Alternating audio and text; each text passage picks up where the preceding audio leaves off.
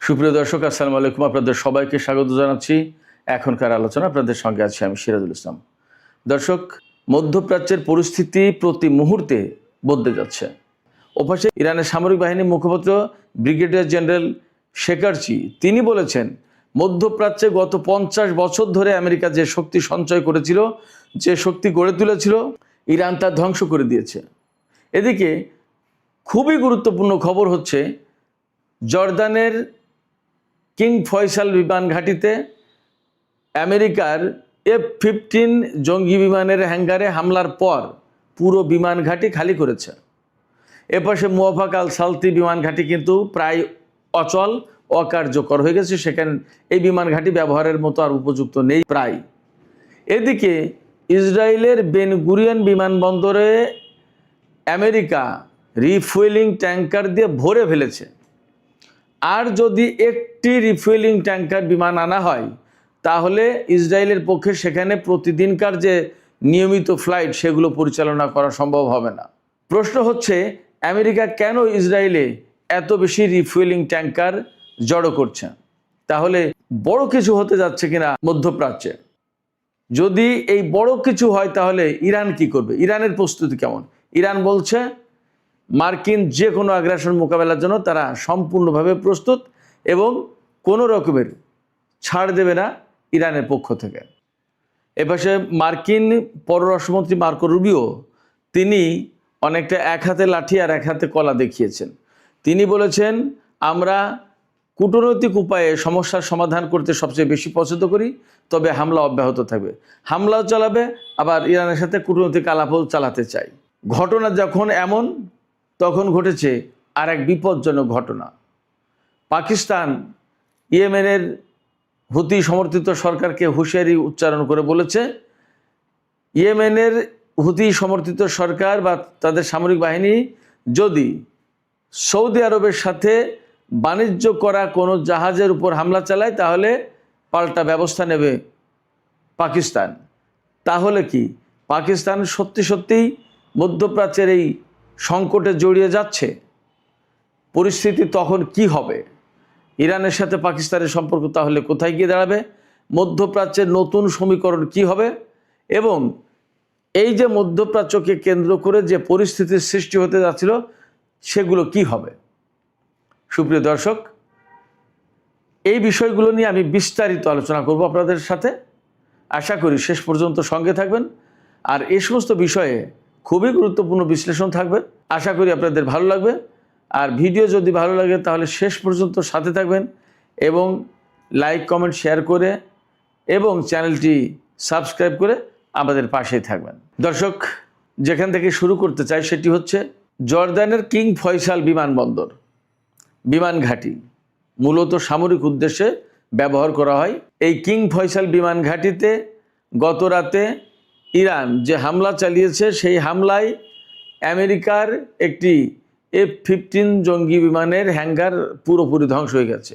আমি দুপুরের ভিডিওতে বলেছিলাম যে একটি F-15 বিমান ধ্বংস হয়েছে। এখন দেখা যাচ্ছে যে পুরোপুরি হ্যাঙ্গার ধ্বংস হয়েছে। একটা হ্যাঙ্গারে একটা বিমান থাকতে পারে, আবার কয়েকটা বিমানও থাকতে পারে। কয়টা বিমান ধ্বংস হয়েছে তা পরিষ্কার না। তবে এই হ্যাঙ্গার ধ্বংস হওয়ার পর এখন পুরো বিমান ঘাঁটি খালি করা হয়েছে, অলরেডি হয়েছে। তার মানে শুধুমাত্র একটা বিমান বা একটা হ্যাঙ্গার ধ্বংস হয়েছে ব্যাপারটা তা না, বড় রকমের ক্ষয়ক্ষতি হয়েছে। যার কারণে এই বিমান ঘাঁটি খালি করা হয়েছে এবং মার্কিন সেনাদের পক্ষ থেকে এক রকমের ক্ষোভ প্রকাশ করা হয়েছে।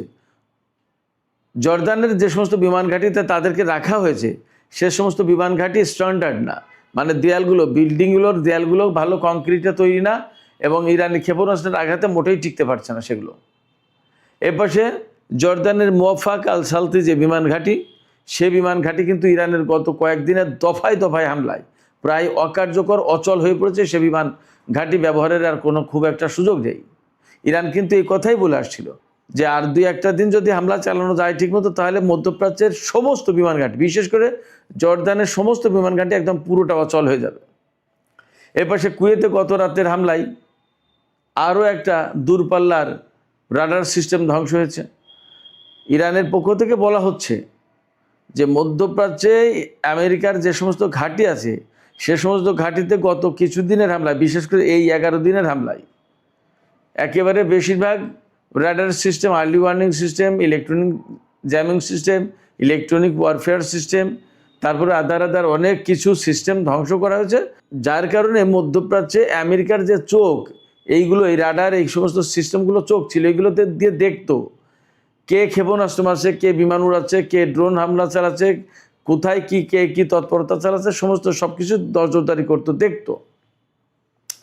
ইরানের হামলার কারণে এগুলো ধ্বংস হয়ে যাচ্ছে এবং প্রচুর পরিমাণে ধ্বংস হয়েছে, যার কারণে এখন ইরান বলছে যে মধ্যপ্রাচ্যে আমেরিকার যে সব চোখ ছিল সে সমস্ত চোখ অন্ধ হয়ে গেছে। ব্রিগেডিয়ার জেনারেল শেখারসি তিনি বলেছেন, ইরানের হামলায় আমেরিকার যে সমস্ত ক্ষয়ক্ষতি হয়েছে তা হচ্ছে এই এক কথায় যে গত 50 বছর ধরে আমেরিকা মধ্যপ্রাচ্যে যে সামরিক শক্তি সঞ্চয় করেছিল, যে সামরিক শক্তি গড়ে তুলেছিল, তার সমস্ত সব কিছু মোটামুটি ধ্বংস হয়ে গেছে।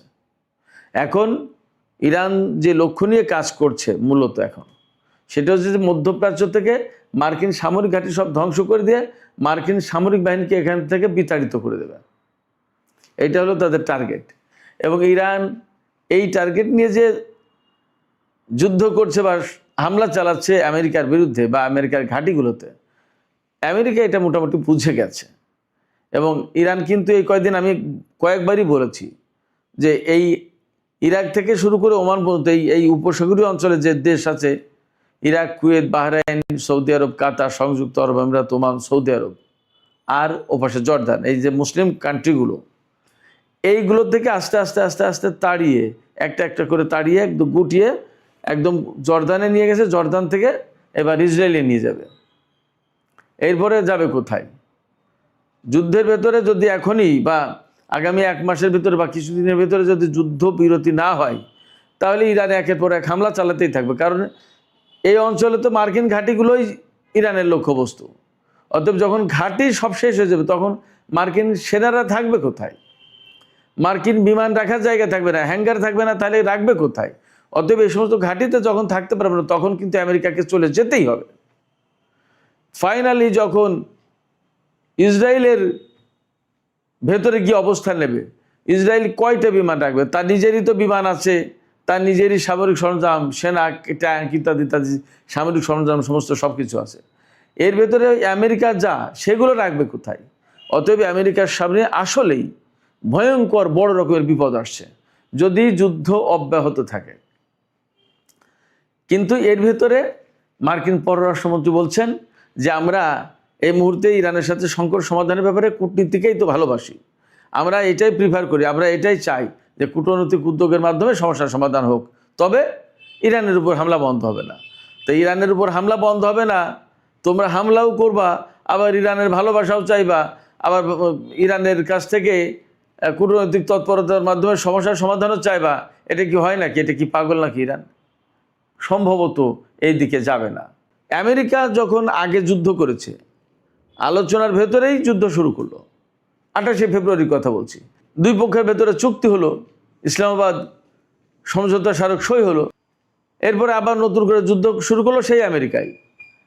ইরান এই জায়গা থেকে এখন পরিষ্কার বলছে যে আমরা যতবার আমেরিকার সাথে আলোচনায় গেছি, যতবার চুক্তি করেছি, যতবার সমঝোতা করেছি, ততবার ভেঙেছে। এবং ডোনাল্ড ট্রাম্প প্রত্যেকটা, এমনকি ওবামার আমলে যে চুক্তি ছিল সেটাও তো ছিঁড়ে ফেললো ডোনাল্ড ট্রাম্প। ফলে ডোনাল্ড ট্রাম্পকে ইরান আর বিশ্বাস করছে না। যখন বিশ্বাস করছে না তখন ইরানকে এই যুদ্ধ চালিয়ে যেতেই হবে। যদি ইরান এই যুদ্ধ চালিয়ে যায় তাহলে আমেরিকার সামনে আসলেই বড় বিপদ। মধ্যপ্রাচ্যে আমেরিকার কোনো ঘাঁটি আর রাষ্ট্র থাকবে না। ব্রিগেডিয়ার জেনারেল শেখারচি আজকে সংবাদ সম্মেলনে আরও বলেছেন যে ইরান একদিনের জন্য যুদ্ধের ভেতরে বা যুদ্ধবিরতির সময় একদিনের জন্যও ড্রোন উৎপাদন এবং ক্ষেপণাস্ত্র উৎপাদন বন্ধ করেনি। এবং আজকে একটা ভিডিও দেখলাম, ইরান দেখাচ্ছে যে তাদের হাতে আরাস-2, যেটা সবচেয়ে ডেঞ্জারাস কামিকাজি ড্রোন বলা হচ্ছে, 2000 কিলোমিটার তার পাল্লা এবং 150 কেজি বোমা বহন করতে পারে। এই আরাস ড্রোনের সংখ্যা দেখালো কত শত, তার কোনো লেখাজোখা নেই, এত বেশি। এবং ইরানের প্রেসিডেন্ট কয়েকদিন আগে বলেছে যে এখন যে যুদ্ধ চলছে, এইভাবে যদি যুদ্ধ চলে তা আগামী 10 বছরে একটা না ইরান যুদ্ধ চালিয়ে যেতে পারবে, তাতে অস্ত্রের কোনো ঘাটতি পড়বে না। শুধু তাই না, মজার ব্যাপার হচ্ছে এই যে ইরান হামলাগুলো চালাচ্ছে এবং আমেরিকা ঠেকাতে পারছে না। আমেরিকার সেনারা বলছে কথা যে ইরান যখন ক্ষেপণাস্ত্র ছুড়ছে তখন আমরা দেখতে পাচ্ছি যে একটা টার্গেটে এসে হামলা করবে এবং আমরা সেই টার্গেট ঠেকানোর জন্য প্রস্তুতি নিচ্ছি। তখন এই ক্ষেপণাস্ত্র উড়ে আসার পথেই সে কয়েকবার দিক পরিবর্তন করছে এবং লক্ষ্যবস্তু পরিবর্তন করছে। তখন আমরা বিভ্রান্ত হয়ে পড়ছি যে কোন লক্ষ্যবস্তুতে ইরানি এই ক্ষেপণাস্ত্র হামলা চালাবে আর আমরা কোন দিকে মারবো ইন্টারসেপ্টর, আমরা ক্ষেপণাস্ত্র মারবো কোন দিকে ওই ক্ষেপণাস্ত্রকে ধ্বংস করার জন্য। ফলে আমরা ক্ষেপণাস্ত্র মারছি আর ইরানের ক্ষেপণাস্ত্র দিক পরিবর্তন করছে, ম্যানুভার করছে এবং সে ক্ষেপণাস্ত্রকে ধ্বংস করা যাচ্ছে না, আমাদের এখানে সে ব্যাপকভাবে হামলা চালাচ্ছে।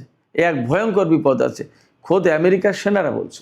এই ব্যাপারে ইরানের বর্তমান ভারপ্রাপ্ত প্রতিরক্ষা মন্ত্রী তিনি বলেছেন ইরানের হাতে যে সমস্ত অস্ত্র আছে তা তাদের নিজেদের তৈরি এবং এগুলো খুবই মানসম্মত এবং নিজেদের তৈরি অস্ত্র দিয়েই তারা আমেরিকাকে কাবু করছে। আমি এখানে একটা কথা বলি, আমি বহু বছর আগে থেকেই বলে আসছিলাম যে আমেরিকার যে অস্ত্র আছে তা মোটামুটিভাবে সারা বিশ্বে পরিচিত, সবার কাছে বিক্রি করে, সবাই জানে কার কাছে কি আছে, আমেরিকার ধার শক্তি কেমন। এটা গেলে এক। দ্বিতীয় কথা হচ্ছে আমেরিকা যেহেতু বিশ্বের এক নম্বর পরাশক্তি বলে নিজেকে দাবি করে এবং বহু বছর ধরেই সে ইরাককে ধ্বংস করেছে, লিবিয়াকে ধ্বংস করেছে, সিরিয়াকে, আফগানিস্তানকে, ভিয়েতনামে যুদ্ধ করেছে, এরকম বহু জায়গায় যুদ্ধ করেছে, দেশে দেশে যুদ্ধ করে বেড়ায়। তো এই সমস্ত প্রেক্ষাপটে তারা নিজেদেরকে মনে করতে যে আমরা যা বানিয়েছি এর চেয়ে পৃথিবীতে আর কেউ বড় কিছু বানাতে পারেনি, বানাবে না। কিন্তু ভেতরে ভেতরে ইরান যে এত কিছু তৈরি করে ফেলেছে, এই হাইপারসনিক ক্ষেপণাস্ত্র তৈরি করে ফেলেছে, এটা আমেরিকা টেরও পায়নি। ইরান যখন বলেছে তখন আমেরিকা বা পশ্চিমা গণমাধ্যম তুচ্ছ-তাচ্ছিল্য করেছে, তাই এইটা আবার বানিয়েছে। অনেক আমেরিকা বা পশ্চিমা গণমাধ্যম এইভাবে দাবি করতো যে ইরান দাবি করছে এটা বানিয়েছে। এখন যুদ্ধের ময়দানে গিয়ে দেখে মানে জম দেখার মতো দেখছে এখন। যাই হোক, আমি যা বলতে চাইছি, ইরান তার নিজস্ব অস্ত্র দিয়েই আমেরিকা ইসরায়েলকে কাবু করে ফেলছে। আমি একটা কথা বলি, 2019 সালের 20শে জুন পারস্য উপসাগরের আকাশে সেই সময়কার আমেরিকার সবচেয়ে লেটেস্ট প্রযুক্তি যে গ্লোবাল হক ড্রোন ভূপাতিত করেছিল ইরান, যেটার কথা বলেছিল পৃথিবীর কেউ এটা শনাক্ত করতে পারবে না, ইরান শনাক্ত করে সিঙ্গেল মিসাইল শটে ধ্বংস করে দিয়েছিল। কিভাবে করেছিল? সেই গ্লোবাল হক ড্রোন, সর্বাধুনিক ড্রোন ধ্বংস করার কাজে ইরানের খোরদাদ 15, ফার্সিতে বলে পুঞ্জদাহে খোরদাদ, এই ক্ষেপণাস্ত্র প্রতিরক্ষা ব্যবস্থা করেছিল। ওটা তো কমপ্লিটলি ইরানের। সেই সময়কার আমেরিকার লেটেস্ট প্রযুক্তি ড্রোন, আজ থেকে 6-7 বছর আগের কথা, সেই ড্রোন ধ্বংস করেছিল ইরান তাদের নিজস্ব প্রযুক্তিতে। তাহলে আজকে কেন ইরান আমেরিকার বিরুদ্ধে যুদ্ধ করতে পারবে না? ওর চেয়েও তো উন্নত অস্ত্রপাতি, সামরিক সরঞ্জাম ইরানের হাতে আছে। অতএব ইরান যে ডেভেলপমেন্টটা ঘটিয়েছে ভিতরে ভিতরে, এটা কেউ বিশ্বাস করেনি, কল্পনাও করেনি। এই সুবিধাটা এখন ইরান যুদ্ধের ক্ষেত্রে প্রতিদিন এক এক ধরনের চমক দেখাচ্ছে, প্রতিদিন এক এক ধরনের ঘটনা ঘটাচ্ছে, যেটা আমেরিকা কল্পনাও করেনি। আপনারা কল্পনা করতে পারেন মধ্যপ্রাচ্যে এত এত মার্কিন ঘাঁটি, এত বিশাল ব্যবস্থা, সেন্টকমের সদর দপ্তর কাতারের আল উদেইদ বিমান ঘাঁটিতে, এগুলো ধ্বংস করে দেবে পৃথিবীর কেউ কল্পনা করেছিল? আমেরিকা এগুলোর ভিকটিম, এগুলোর শিকার এখন, এটাই বাস্তবতা। যাই হোক সুপ্রিয় দর্শক, আমি এবার ইসরায়েলের বেন গুরিয়ন বিমানবন্দরে আমেরিকা বহু সংখ্যক রিফুয়েলিং ট্যাঙ্কার রেখেছে। কত ট্যাঙ্কার রেখেছে, কেন রেখেছে, এই বিষয়গুলো নিয়ে একটু আলোচনা করি। ইসরায়েলের বেন গুরিয়ন বিমানবন্দরে আমেরিকা 33টি রিফুয়েলিং ট্যাঙ্কার বিমান রেখেছে এবং আরও 7টি বিমান রাখতে চাই। এই বেন গুরিয়ন বিমানবন্দর বা ইসরায়েলের বিমান অথরিটির যে মহাপরিচালক শ্যারন কেদি, তিনি বলছেন আর একটি বিমানও রাখার মতো জায়গা নেই বেন গুরিয়ন বিমানবন্দরে।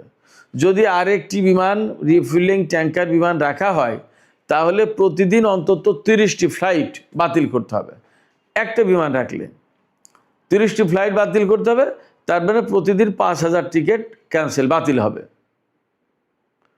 পরিস্থিতি কতটা ভয়াবহ কোথায় দেখেন। তার মানে আমেরিকার বিপুল সংখ্যক রিফুয়েলিং ট্যাঙ্কার এখন ইসরায়েলের ঘাঁটিতে। প্রশ্ন হচ্ছে, কেন ইসরায়েলের বিমান ঘাঁটিতে রিফুয়েলিং ট্যাঙ্কার? এই রিফুয়েলিং ট্যাঙ্কার ইসরায়েলের বিমান ঘাঁটিতে এই কারণে আমার কাছে দুটো ব্যাখ্যা হতে পারে, আমি দুটো বিশ্লেষণ দিচ্ছি। একটা হচ্ছে ইরানের উপরে চরমতম হামলা হবে। আমি পরশু বা গতকালকে বলেছি যে প্রচণ্ডতম হামলা চালানোর জন্য আমেরিকা তার ম্যাক্সিমাম শক্তি এখানে আনছে, যার কারণে হিউজ বিমান হামলা করবে। এই বিমান হামলা চালানোর জন্য বেশিরভাগই ইসরায়েলের ঘাঁটি থেকে বা জাহাজ থেকে হবে। তো তখন বিমানের ফুয়েল দরকার হবে এবং একের পর এক হামলা চলতেই থাকবে। বিমানের জ্বালানি শেষ হবে, আকাশ থেকে নেবে আবার শুরু করবে। ব্যাপারটা যদি তাই হয় তাহলে অনেক রিফুয়েলিং ট্যাঙ্কার দরকার। এজন্য আমেরিকা, ইউরোপ, আমেরিকা যেখানে যেখানে তার যুদ্ধ বিমান আছে সব হয়তো এদিকে এনে জড়ো করেছে এবং এই রিফুয়েলিং ট্যাঙ্কার এখানে এনেছে বড় রকমের ইরানের বিরুদ্ধে হামলা চালানোর জন্য। এটা একটা কারণ হতে পারে। আরেকটা কারণ হতে পারে যে মধ্যপ্রাচ্যের সব ঘাঁটি তো মোটামুটিভাবে ধ্বংস, আমি আগেই বলেছি। কুয়েতের, বাহরাইনের, সংযুক্ত আরব আমিরাতের, সৌদি আরবে খুব একটা রাখতে চাচ্ছে না, ওমানে, সংযুক্ত আরব আমিরাতে, কাতারে, সব জায়গায়, ইরাকে। এখন কোনো জায়গা কিন্তু এখন আর নিরাপদ না। সেক্ষেত্রে এই সমস্ত ঘাঁটিতে যে সমস্ত বিমান ছিল সব বিমান রিফুয়েলিং ট্যাঙ্কার এখন নিয়ে বেন গুরিয়ন বিমানবন্দরে জড়ো করেছে, এমন হতে পারে। দুটো, অর্থাৎ ঘাঁটি, মধ্যপ্রাচ্যের ঘাঁটিগুলো ধ্বংস হয়ে যাওয়ার কারণে রিফুয়েলিং ট্যাঙ্কার ওখানে নিয়ে রেখেছে ইসরায়েলে, অথবা ইরানের উপরে ভয়াবহ হামলা চালাবে তার জন্য দুনিয়ার সব রিফুয়েলিং ট্যাঙ্কার এখানে জড়ো করেছে। হয়তো 2-4 দিনের ভেতরেই যে কোনো সময় বড় রকমের হামলা শুরু করবে ইরানের বিরুদ্ধে। দুটো যে কোনো একটা হতে পারে, অথবা দুটোই হতে পারে। এদিকে মার্কিন প্রেসিডেন্ট ডোনাল্ড ট্রাম্প কিন্তু বলেছেন যে হরমুজ প্রণালীতে যদি ইরান একটা জাহাজের উপর হামলা চালায় তাহলে আমরা একটা সেতু এবং একটা রেল লাইন এর উপর হামলা চালাবো।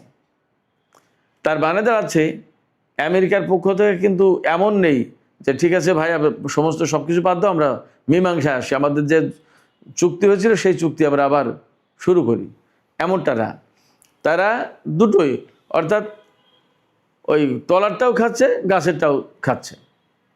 তারা বলছে যে হামলাও চলবে আবার কূটনীতিও চালাবে। তো এটা কি চালাবে নাকি? ইরান কি একদম এত পাগল?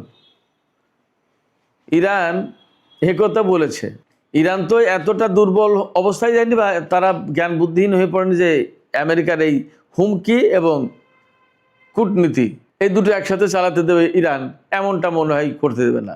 সেক্ষেত্রে হয় আমেরিকাকে কূটনীতির পথ বেছে নিতে হবে অথবা যুদ্ধের পথ বেছে নিতে হবে। এটাই আমেরিকাকেই বেছে নিতে হবে। ইরান কিন্তু এখন বলছে কূটনীতি না, এখন আমরা যুদ্ধের ভেতর দিয়েই ফয়সালা করব। তাই ইরান যদি যুদ্ধের ভেতর দিয়ে ফয়সালা করতে চায় তাহলে আমেরিকাকে হয় যুদ্ধের ভেতর দিয়ে ফয়সালা করতে হবে আর না হয় কূটনীতি। কূটনীতির কথা যদি বলতে হয় তাহলে একদম সমস্ত সব কিছু বাদ দিয়ে ভালোভাবে কূটনীতির কথা বলতে হবে, তা না হলে ইরান যাবেও না। এবং ইরান আদৌ কূটনীতির পথে যাবে কিনা সেটা নিয়েই সন্দেহ আছে। সুপ্রিয় দর্শক, পরিস্থিতি যখন এমন, অর্থাৎ ইসরায়েল, আমেরিকা এবং ইরানের ভেতরে এখন কিন্তু প্রচণ্ড উত্তেজনা, ইসরায়েলও কিন্তু যে কোনো মুহূর্তে জড়িয়ে পড়তে পারে। সেই জায়গায় পাকিস্তান নতুন ঘটনা ঘটিয়েছে। পাকিস্তান বিবৃতি দিয়ে বলছে, 2-3টা কথা বলেছে। একটা হচ্ছে উদ্বেগ প্রকাশ করেছে, একটা নিন্দা জানিয়েছে এবং একটা হুমকি দিয়েছে।